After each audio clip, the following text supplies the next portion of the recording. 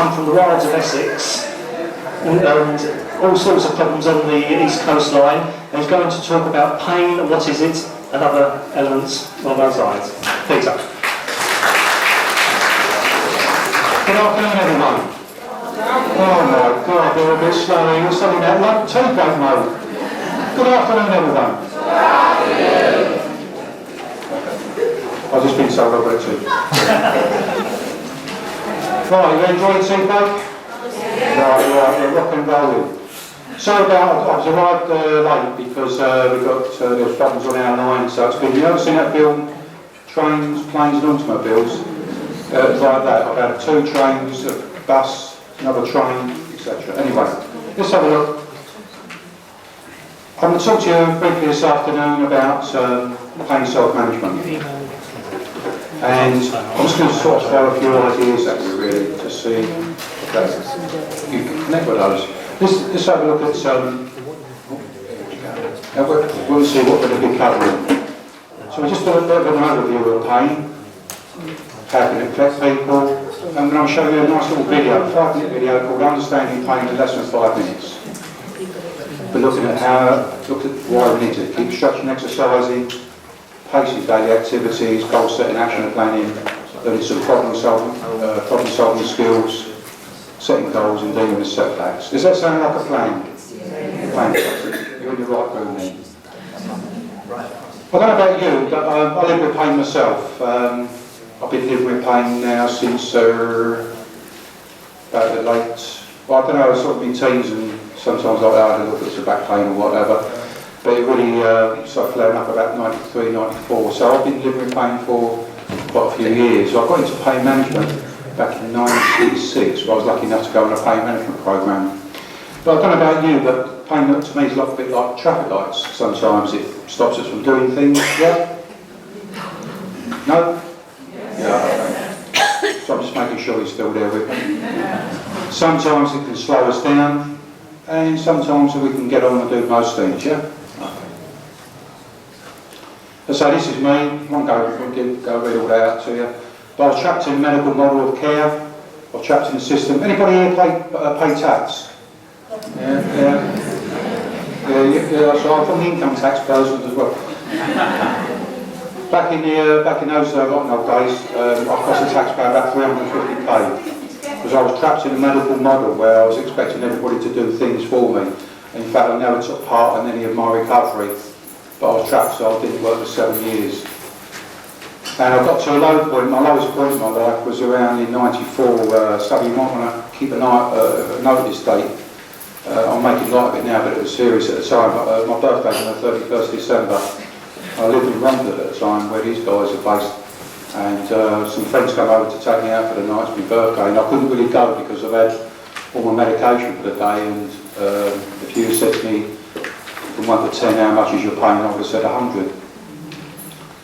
And I just, they went off without me, and I thought, well, if this what is it, I started having dodgy thoughts, because I said to myself, if this is what my life's going to be like now, I'll get out of the cab here now, and I started talking to the bloke in the sky. And that was my really lowest point in my life, and I did a little bit of stretching that night, and the pain eased off. And the reason why I'm passionate about what I do, of promoting self-management now, is because no human being should be put into a situation where I was back in 94. So that's why I got into pain management, and it's just what I do now, self-manage my pain on a daily basis. There's some other bits and bobs there that I do. The guy there I'm working with there is Reinhard. He's a German doctor friend of mine I work with when I go out to Germany. So is pain a big problem in the UK? Yes? How many people do you think live with pain in the UK? Most people? Give me a number. Anybody? It's not bingo, but 3 million? 17 million people. We did it every so often. We do a pain audit in the UK, and the last one we did about 5 or 6 years ago was only 7.9.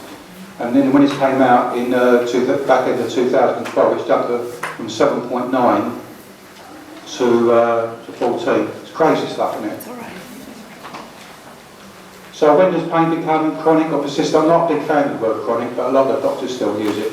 Chronic to me is a little bit never-ending, life-threatening, So I tend to use the word persistent.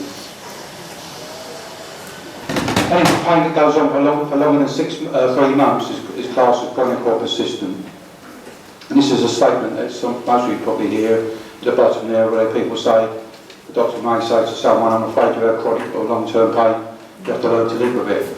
But they never tell you how. Does that sound familiar? Right, you're still in the right room. Fantastic. So, I'm going to ask you a couple of questions. Hands up, how many of you do more on good days and less on bad days? Okay, right, you're in the right room still. Are you an overachiever? Do you do more than you have to? Right. Are you a people pleaser? Do you have a problem saying no to people that ask you to do things? Oh my God, you are in the right room. Now there seem to be the 3 main traits for people who live with pain and long-term conditions. There are 3 traits or habits we've got to learn about. We've got to move on from them, because otherwise we get trapped in a cycle. So, do you feel trapped in a cycle? Do you feel trapped in this cycle? See at the top there, you've got persistent pain, you become less active, you lose your fitness, you start writing can't do list, no go list, you have sleep problems. How many people have sleep problems? Get stressful, fearful, get angry, frustrated that you can't do the things you used to do? Yeah, it's me. Get medication side effects? Yeah, you're still in the right room. You start gaining weight or losing weight. We get trapped in this cycle. What's the difference between this cycle and the M25? What?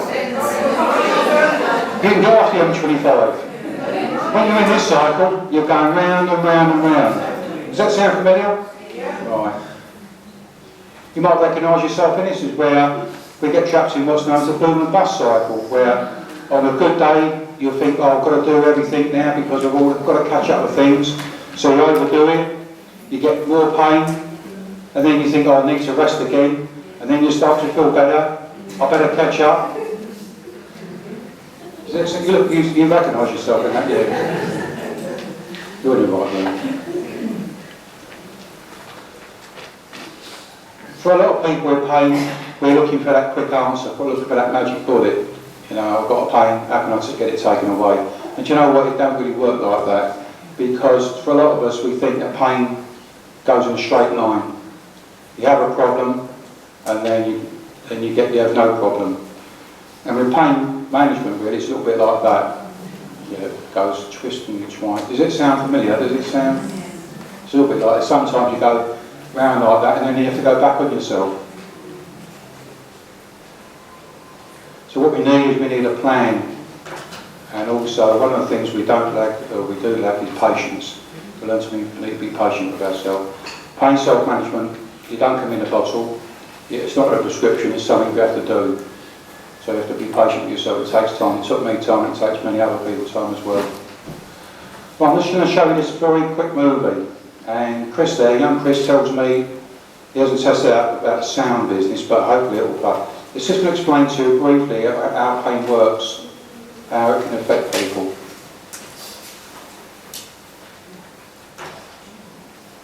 Everyone agrees that pain is a universal human experience.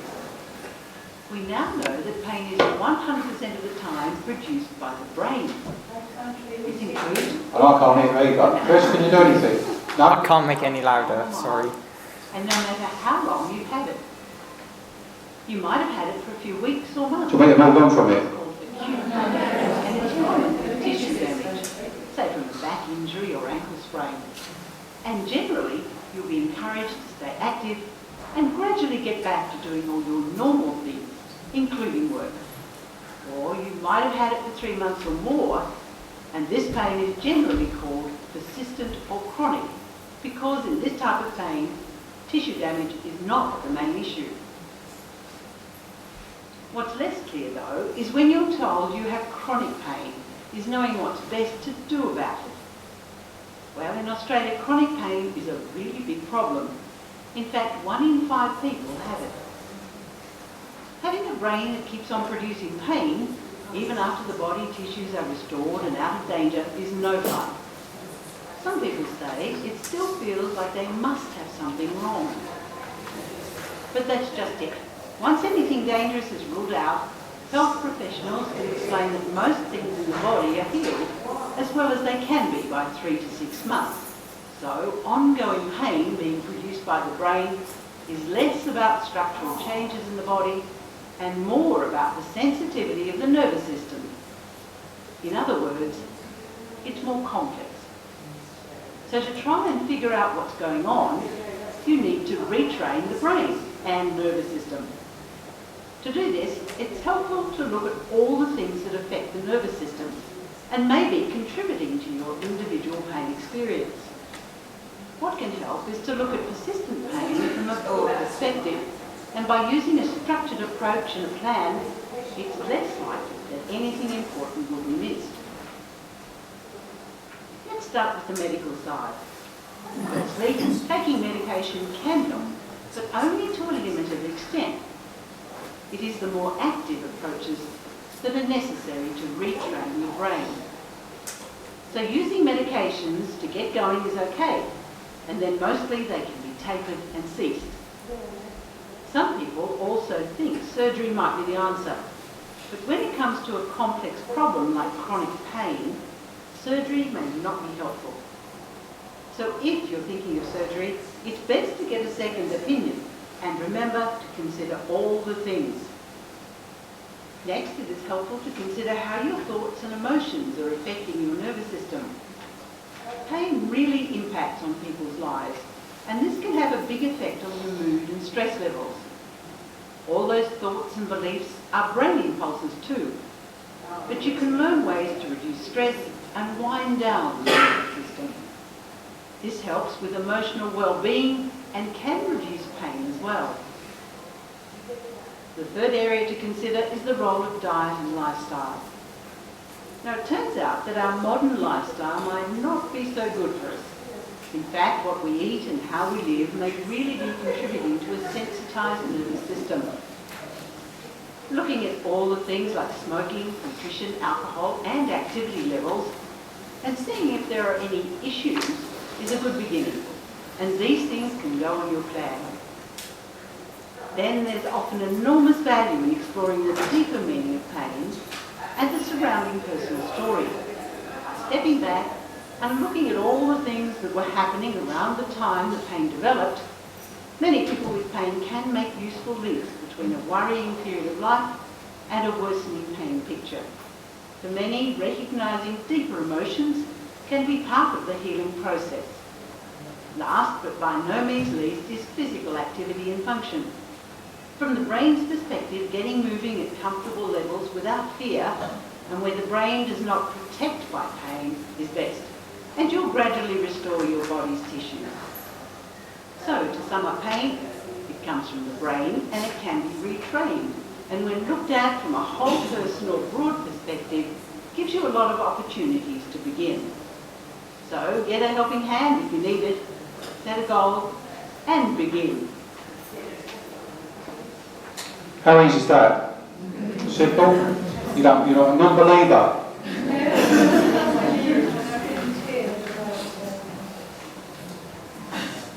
That video is in different languages and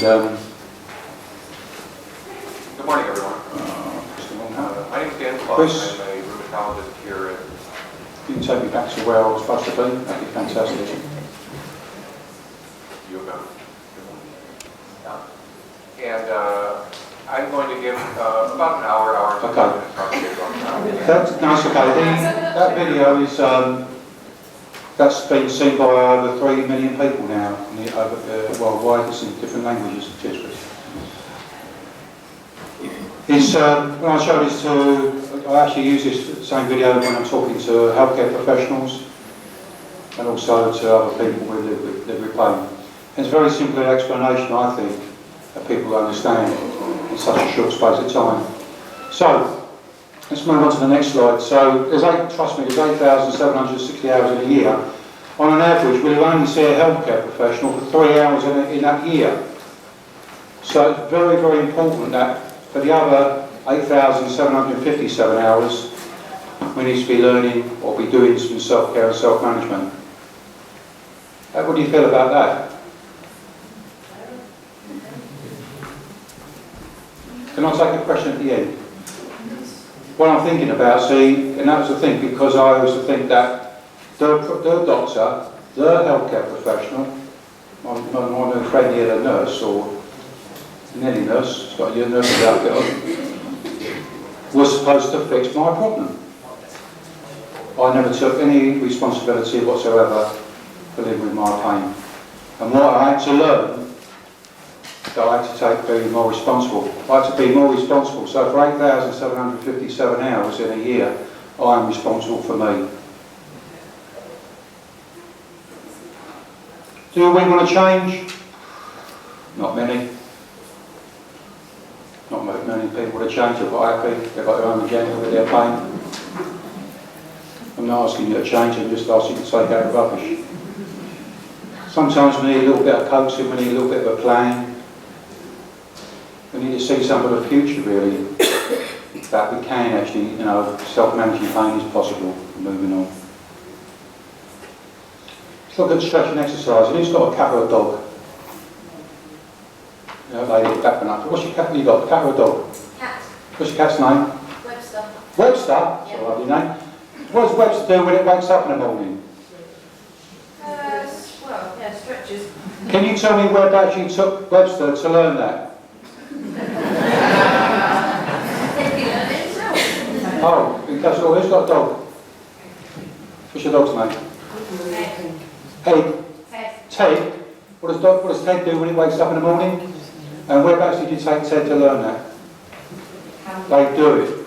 How comes we have to go somewhere to learn or to remember to start stretching and exercising? Why do we need to stretch and exercise? Because you can't move otherwise, but why do we need to do it?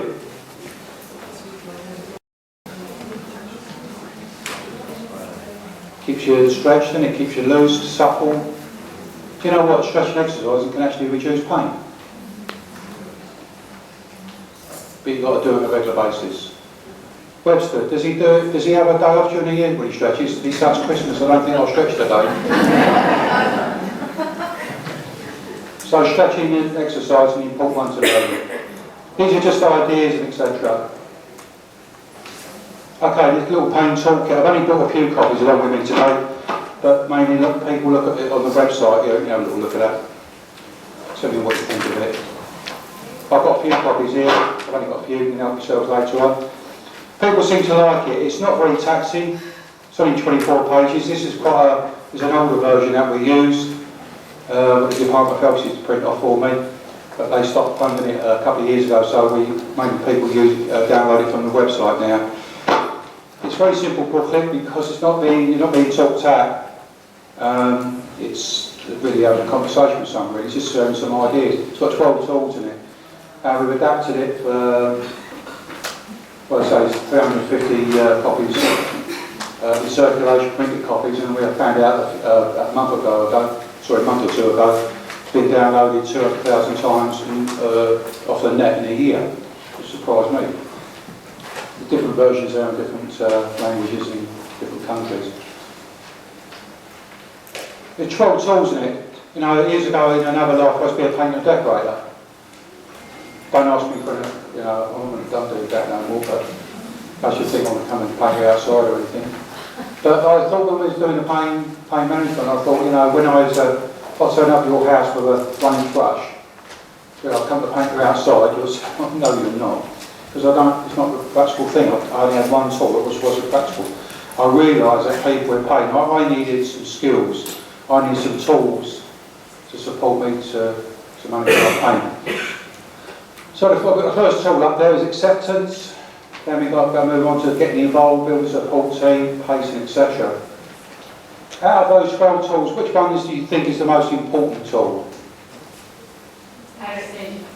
Pacing? Sorry? Relaxation? Number one. Number Acceptance. 12. Number 12. Okay. Quite interesting, you've got a very different variation really. I think number one is the most important one. And that's why it's number one.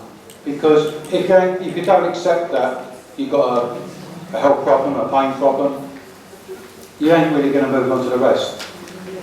It's a tough old hurdle, and lots of people email me from around the world saying, I can't get this acceptance business. But then they come back to me in a few months' time or whatever, and they say, alright, once I accept it, then everything starts to move on. Like bits of the jigsaw seems to move on. So have a little think about that one. And we did some research with Bradford Teaching Hospital a few years ago, and they're the 3 tools that people said they used mostly was what they liked was acceptance, pacing their activities, setting goals, and being patient with themselves. How to use the toolkit, very easy. I think when doctors give doctors and the patients, when they give it to the patients, it's not just giving them that, because it's like it's going to go in a bin or behind someone's clock or whatever. So I say the best way to use it really is to get, even if you often take it to show your GP or your nurse, is that before you go there, circle the 3 tools that you have the most problems with. Say, doc, nurse, this is the 3 things, can you help me with these? When you become confident with them, then choose another 3 tools. Young lady there looks like you're keen to read it. Confidence, I think people with pain, people with long-term conditions, I think that's one of the things that happens to us. I don't know if you agree with me, but you lose your confidence, don't you? You've gone from that can-do person to becoming a can't-do person, because when you try to do things, it flares up the condition. Problem solving. People in everyday life. Hey Chris, are you a healthy bloke? Yes. Yeah, he looks like a healthy bloke. And people like Chris, who've got, quite healthy, gets a problem in life, and he works his way around it. Do you know what? I don't know about you, but when you've got a long-term condition, that normal problem seems to magnify itself because we've got other things to take into consideration. So there's a little bit of a recipe. So who's got a problem? All of you got a problem? Yeah, what's your problem? Just give me one. No, I know, okay. So what problems does it give you? Right, okay, stop. What's your first name? Nicola. Can I have some ideas from the audience how Nicola can be more mobile? Keep moving. Stretching. Young lady at the back. Take hydroxyquinone sulfate. I didn't hear what you said, it sounds like a chemical. Any others? Any others? Diet? Look at your diet, yeah. Got some ideas there.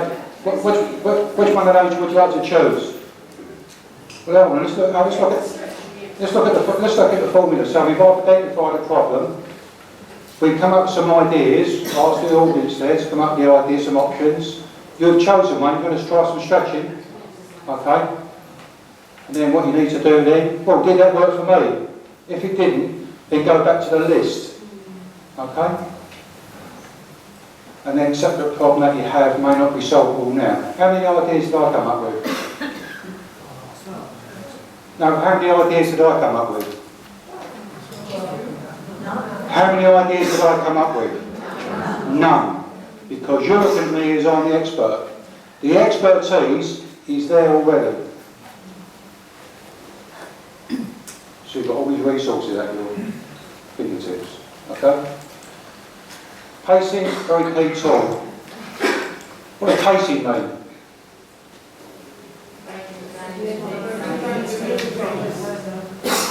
Pacing is taking a break before you think you need to. It's a very, very important tool. What we tend to do is we use our pain or our condition to guide us when we should stop, start, etc. And what we need to do is find out what we can do, perhaps halve it, and then pace it up. And now I'm running out of time, Chris. This is about SMART goals. Hopefully these are making... How am I doing for time, Chris? 5 minutes? Fantastic. SMART goals, this is very easy to do. Something you want to do, so it has to be measurable, achievable, realistic. Sometimes the goals are too big to do, so we need to break them up into smaller ones called action plans. Because we're overachievers, we do more than we have to, so we're going to have flare-ups, setbacks. Because we do more on good days and less on bad days, so we need a setback plan. Who's got a car? You got a spare tyre? Yeah? Most want, I know the cars don't have spare tyres anymore, do they? But the old bangers I have to run around in, we've got spare tyres. We have a spare tyre in case we get a puncture. A spare tyre is like having a setback plan, just in case we get in trouble. I want to skip that because I want to take some questions.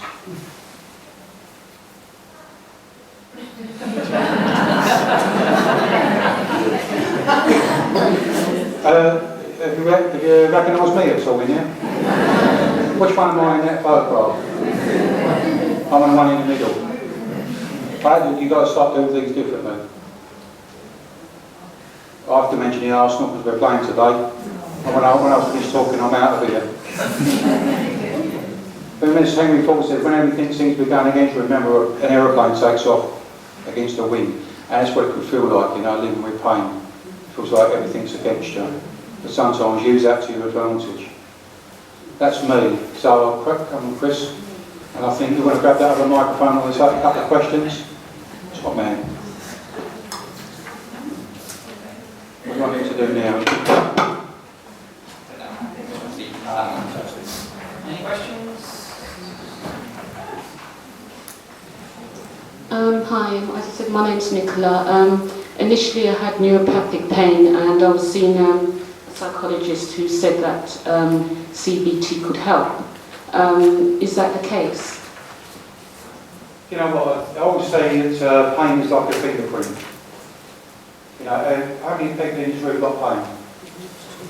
Okay, quite a majority of people. And the thing is as well, pain's like a fingerprint. What helps me may not help another person.